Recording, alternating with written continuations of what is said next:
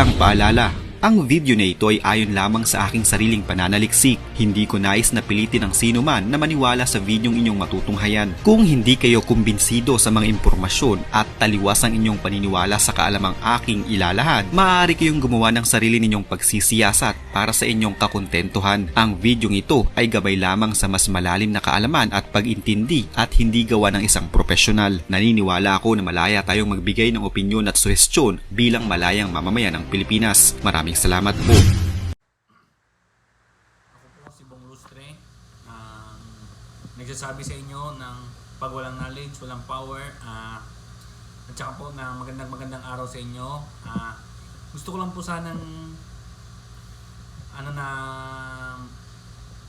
i-share sa inyo itong konting nalalaman ko about kay Efren Bata Reyes. Ayun, si Efren Bata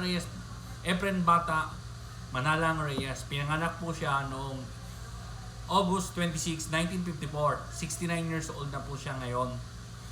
Ang asawa niya po ay si Mrs. Susan Reyes. Susan Reyes po.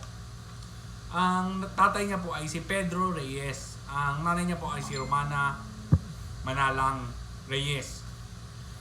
Ang anak niya po ay nag-iisang si Frenny Reyes po ang anak niya. Nag-iisa lang po. Si Efren Bata Reyes po ay nagsimula maglaro ng bilyar sa edad na 12 taong gulang lang po. Yun lang po. At saka gusto ko lang po sana siyang batiin ng happy birthday dahil po na nagse-celebrate siya ng kanyang kaarawan ngayong araw.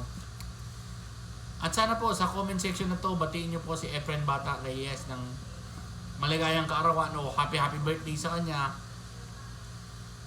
Ayun lang po. Kung nagustuhan mo itong video ko, i-share mo na rin at i-like.